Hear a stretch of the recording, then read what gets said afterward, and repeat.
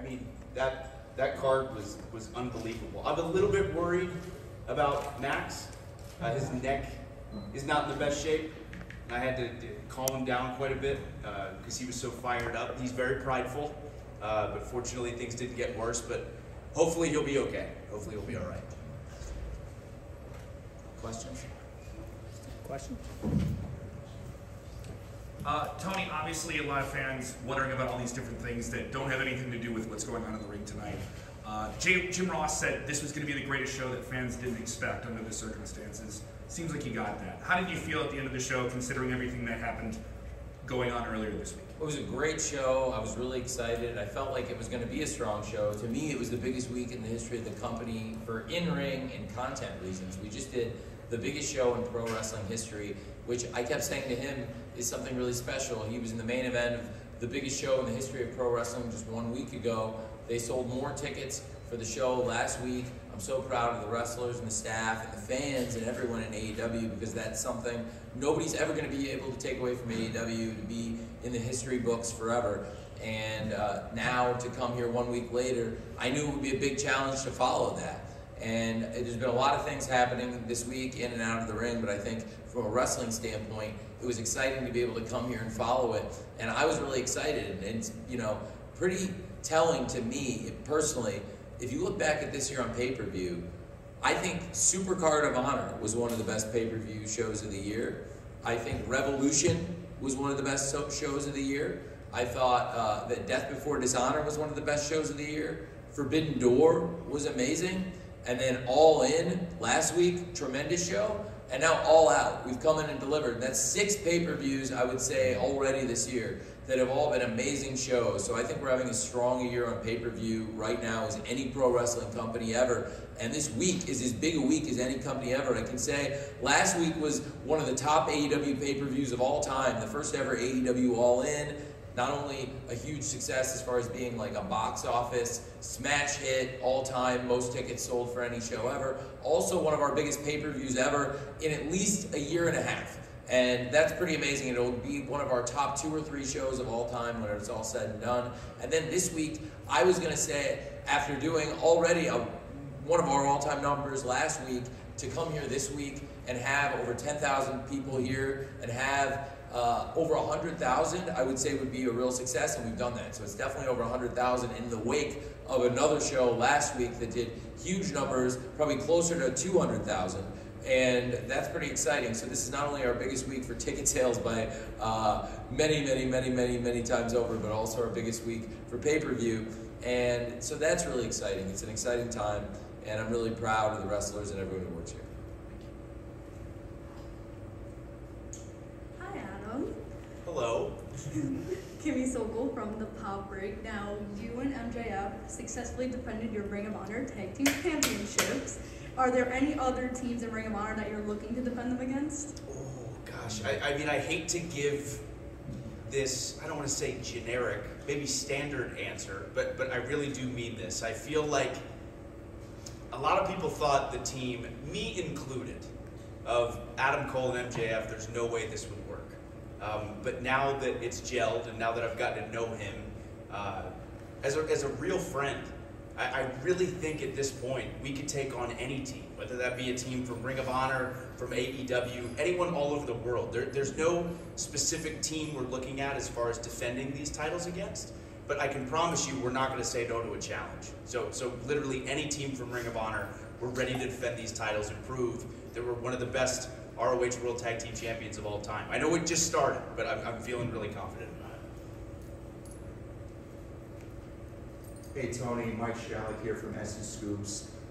Booking back-to-back pay-per-view weeks is extremely ambitious, especially with one of those as Wembley Stadium. Sounds like we're doing it again next year, back-to-back, Wembley and here in Chicago. So is there anything that you learned kind of logistically of planning back-to-back shows? Of course, there's always going to be injuries and other reasons that things fall through, but anything just about the nature of the back-to-back rapid fire of planning shows and anything you learned that you might apply next year? Well, we've done a lot of great shows, a lot of great events. This was the first time we've done back-to-back pay-per-view weekends. I thought it was a smart move tactically because both weekends were really exciting from a live event real estate perspective, to have Wembley Stadium on the bank holiday weekend in London. It was a really exciting destination event, and it turned out to be one of the greatest gambles ever in pro wrestling, I really believe, to have over $10 million in ticket revenue, and to have over 81,000 fans, 81,035 paid fans. Pretty amazing. And it's going to go down in history as one of the greatest moves ever. And then aggressive to keep All Out here, but I really believe in what we have here. It's a great Labor Day tradition. There's a lot of people that have been going to the show every year, and I think it's something really special. So that's part of why I wanted to do it. And I think when you have shows that have this kind of rabid fan base, this kind of crowd excitement, like we had at All Out tonight, and of course like we had last week with record crowd in London last week for All In, I think it makes sense, and people were really attracted to the shows. I also, it's funny because like I think a lot of what is online discourse nowadays, like, you know, it's very different than when I grew up, because there's a very granular week-to-week analysis of what happens in pro wrestling, like extremely granular. A lot of things are meant for building up story, and a lot of things you see in pro wrestling, at times they can be to build something for the future you wouldn't know is coming. At times they're things that are the thing that you just want to see, you've been building to, and it's the big payoff. Sometimes it's on pay-per-view, sometimes it's on TV for those big moments. Other times things are what I call maintenance in pro wrestling, things you have to do to build the stories in the show.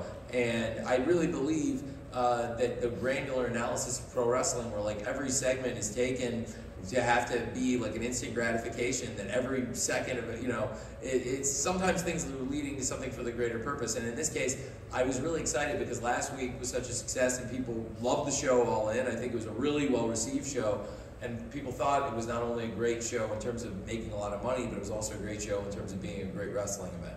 And this week, there were things that I had held back for this show, and I was surprised people said, well, there's not a lot on All Out compared to All In, because then just the week before there were people saying it's a scam. He's a tyrant for not putting Moxley versus Orange Cassidy in Wembley Stadium. But I really believed in the Wembley Stadium Stampede, and I thought that was great. We've got AEW Fight Forever out, and we just launched the Stadium Stampede mode, which is really exciting, and that's a great tie-in, but also it's a once-in-a-lifetime opportunity, or is it, to be able to use Wembley Stadium like that. And for me personally, being able to have them guys fight through the Royal Box, it was like, you know, having been through some great life experiences in the Royal Box involving the world of football, to go through the Royal Box fighting with Eddie Kingston and Claudio Castagnoli was pretty cool. And to open the show and close the show with great wrestling stars like Adam Cole and MJF, that was pretty cool. And I think then coming here, we've shown we can do great shows in Chicago year after year. There's a great fan base here, and the roster really delivered. And the main event I thought was great tonight. Moxley and Orange Cassidy really delivered. I thought it was a really hot opening match. Adam Cole and MJF were able to retain the championship. Adam Cole really hung in there, and there were points where he had to fight out two guys in almost a handicap match.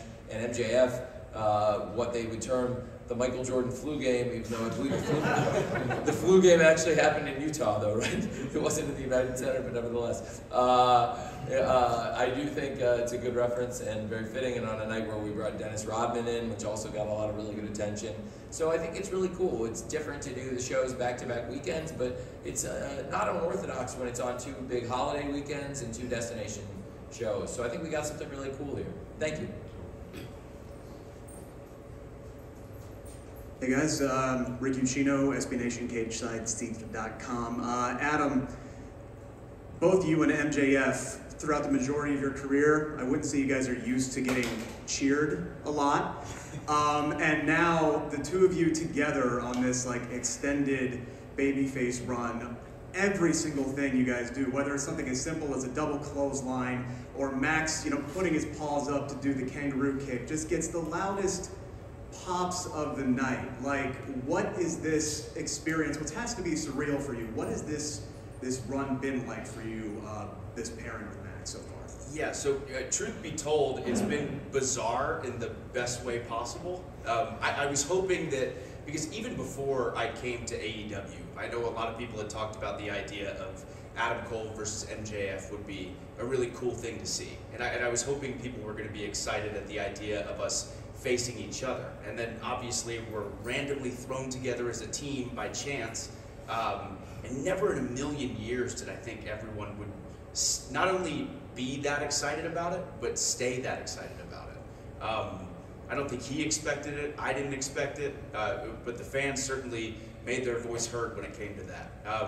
I think maybe initially it started with the excitement, aside from them being very invested, and I think both of our characters, but the idea as well of this is such an odd pairing, and who knows how genuine this is, or who knows how long it's going to last. And then as the friendship has continued to grow, and us as a team has continued to grow, the fact that everyone's grasped on to us as a team has been absolutely unbelievable. It's the most fun I've had in my entire 15-year career, and I'm just glad the fans are having as much fun as we are, because it is an absolute blast. I am loving it right now. I expected it would be very, very well received. I had a very, very, very good feeling about it, and sometimes you have those good feelings, and sometimes they pay off. But I do think that everything he just said is completely true. That this is one of those pairings that has really been magical, and the thing that's really made it the most special is the way the fans have connected with the two of you, and the way you two have connected with each other.